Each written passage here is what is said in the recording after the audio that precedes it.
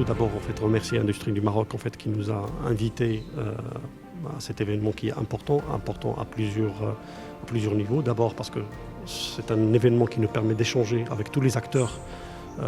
du secteur de l'énergie au Maroc, mais aussi c'est important parce que la finalité c'est la décarbonisation et la compétitivité de notre industrie. On était là pour partager avec l'auditoire et pour partager avec les participants ce que nous faisons au sein de la NRE, ce que nous développons pour arriver à l'objectif de développer un marché équitable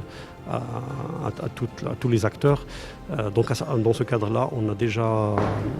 créé des comités, un comité technique, un comité juridique et un comité économie-finance qui s'occupent de débattre et de préparer les décisions du Conseil sur les principales missions sur lesquelles on va être amené à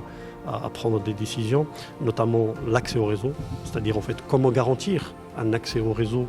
à tous les acteurs, y compris les développeurs, la tarification, sur quel tarif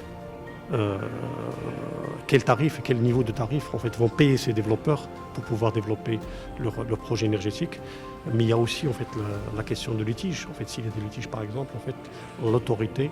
est là pour les départager dans un cadre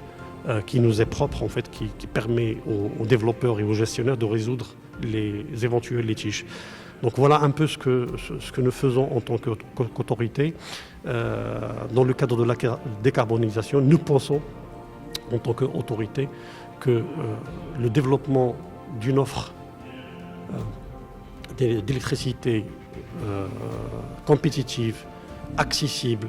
et sécurisée est un enjeu fondamental pour le Maroc d'abord, pour notre économie de manière générale et pour nous consommateurs, mais aussi pour le développement de l'industrie et pour la décarbonisation de l'industrie. Et à cet égard, on a déjà commencé à mettre en place les outils dont j'ai parlé tout à l'heure, notamment les comités et les groupes de travail qui vont regrouper les différentes parties prenantes,